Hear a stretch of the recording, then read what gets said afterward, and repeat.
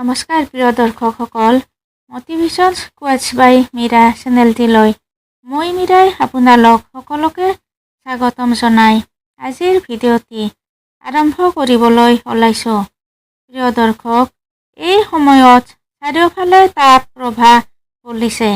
আমি সকলোৱে বৰষাৰ আগমনৰ অপেক্ষা কৰিছোঁ আৰু এই বৰষাৰ লগত এই বিষয়টিৰ গুৰুত্বপূৰ্ণ সম্পৰ্ক আছে। এই বিষয়টি হ'ল অম্বুবাচী বা আমতি। কোৱা হয়, অম্বুবাচীৰ প্ৰবৃত্তিৰ লগে লগে এই ধৰিত্ৰীৰ বুকুলৈ বৰষা নামি আহে।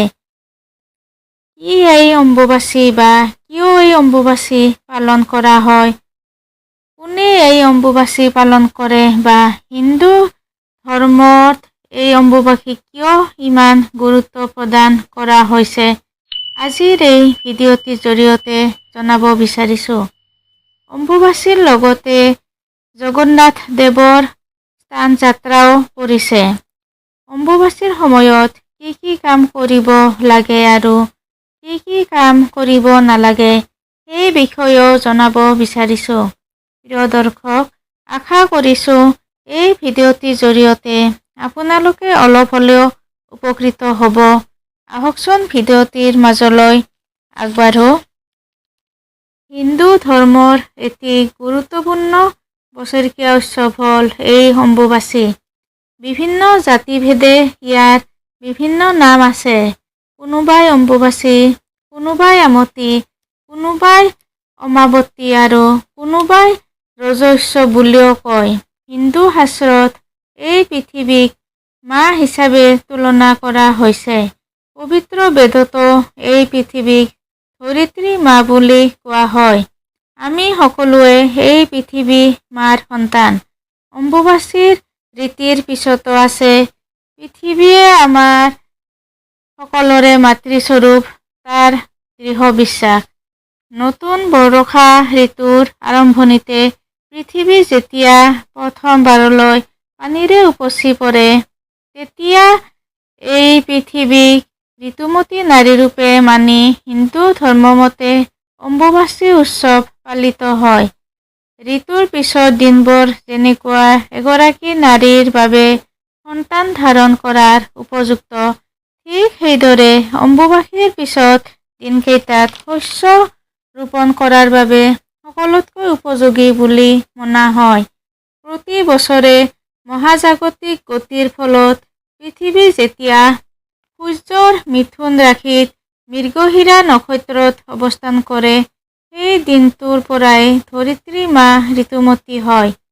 অম্বুবাচী শব্দটো আহিছে সংস্কৃত শব্দ অম্ব যোগ বাচীৰ পৰা।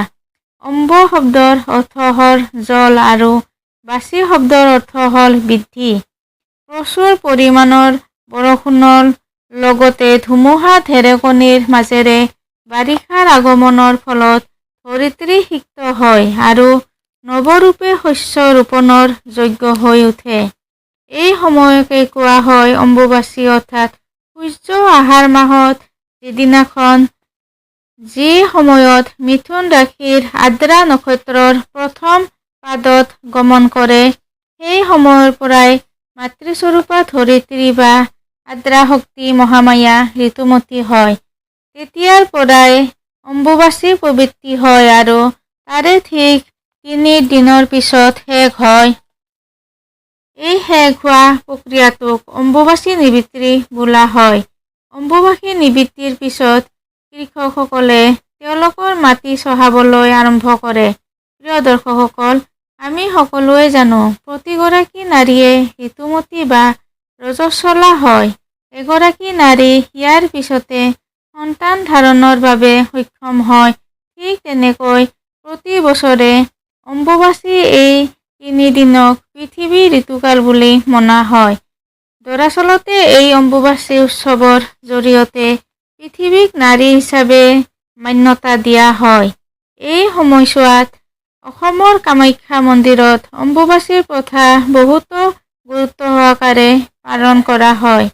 অম্বুবাচীৰ সময়ত গুৱাহাটীৰ নীলাচল পাহাৰত কামাখ্যা মন্দিৰত লাখ লাখ দৰ্শনাৰ্থী আৰু ভক্তবৃন্দৰ সমাগম হয়। কিন্তু অম্বুবাচীৰ সময়ত দেৱীৰ মূল দৰ্জা বন্ধ কৰি দিয়া হয়। অম্বুবাচীৰ নিবৃত্তিৰ পিছত মা কামাখ্যা দেৱীৰ দৰ্জা খোল খায়। ইয়াৰ পিছত দৰ্শনাৰ্থীসকলে দেৱী মাৰ আশীৰ্বাদ লাভ কৰিব পাৰে। আমি সকলোৱে জানো যে শাস্ত্ৰ অনুসৰি ঋতুকালীন সময়ত কোনো ধৰণৰ শুভ কাম কৰাৰ পৰা বিৰত থাকিব লাগে আৰু এই অম্বুবাচীৰ ৩-৪ দিন ধৰিত্ৰী মাতৃক ৰজস্বলা নাৰী হিচাপে মনা হয়। সেইকাৰণে এই সময়ছোৱাত কিছুমান নীতি নিয়ম মানি চলিব লাগে। আমতিৰ এই সময়ছোৱাক বহুতো গুৰুত্বপূৰ্ণ সময়। শাস্ত্ৰ অনুসৰি সকলো ধৰণৰ মাংগলিক বা শুভ কাম যেনে বিবাহ, অন্নপ্ৰসন্ন, উপনয়ন, গৃহপ্ৰৱেশ, নতুন গৃহৰ শুভাৰম্ভ আদিৰ পৰা বিৰত থকা উচিত। কৃষি কামৰ লগত জড়িত কোনো কাম কেতিয়াও এই সময়ত কৰিব নালাগে, কাৰণ পৃথিৱীক ধৰিত্ৰী মাতৃ ৰূপেৰে পূজা কৰা হয়। শাস্ত্ৰ অনুসৰি এই ৩ দিন মাটি কাটিব নালাগে। যিহেতু ঋতুমতী নাৰীয়ে কেৱল সন্তান ধাৰণ কৰিব পাৰে, সেইবাবে অম্বুবাচীৰ পিছত ধৰিত্ৰীও সেই ৰূপে শস্য শ্যামলা হৈ উঠে। আহকচোন জানি লওঁ এই সময়ত কি কাম কৰিব লাগে আৰু কি কাম কৰিব নালাগে। আগতেই কোৱা হৈছে, অম্বুবাচীৰ দিনকেইটাত কোনো শুভ কাম বা কোনো মাংগলিক অনুষ্ঠান কৰিব নালাগে। এই দিনকেইটাত যদিও কামাখ্যা মাৰ আশীৰ্বাদ ল'বলৈ বহুতে মন্দিৰলৈ যায়, তেওঁলোকে কেৱল কোনো মন্ত্ৰ উচ্চাৰণ নকৰাকৈ ধূপ আৰু প্ৰদীপ জ্বলাই নীৰৱে সেৱা কৰিব লাগে। এই সময়ছোৱাত ভূমিক খনন কৰা, গছ উঠোৱা আৰু ৰোৱা এই কামবোৰ কৰিব নালাগে, কাৰণ মা বসুমতী ৰজস্বলা হৈ থাকে। আপোনাৰ ঘৰত বা মন্দিৰত বিভিন্ন মাতৃ দেৱী যেনে মা কালী, মনসা, দুৰ্গা, জগদ্ধাত্ৰী, বিপত্তাৰিণী, মা শীতলা, মা চণ্ডীৰ মূৰ্তি বা ঘৰতে যদি আপুনি কোনো আদি শক্তিৰ ঘট প্ৰতিষ্ঠা কৰিছে, সেই ঘটটো আপুনি ৰঙা কাপোৰেৰে ঢাকি ৰাখিব। অম্বুবাচীৰ সময়ত গুৰু পূজা বা জপ আপুনি কৰিব পাৰিব। মান্যতা অনুসৰি দেৱী সতীৰ দেহৰ ৫১টা খণ্ডৰ ভিতৰত বিশেষ খণ্ডটি গৰ্ভ বা যোনি পৰিছিল কামাখ্যাত। তাৰ পিছৰ পৰাই শক্তিপীঠৰ অন্যতম হ'ল অসমৰ এই কামাখ্যা মন্দিৰ। এই মন্দিৰটো তন্ত্ৰ সাধনাৰ অন্যতম তীৰ্থস্থান। লোকবিশ্বাস অনুসৰি ঋতুকালীন সময়ত মহিলাসকলে হেনো অশুচি থাকে।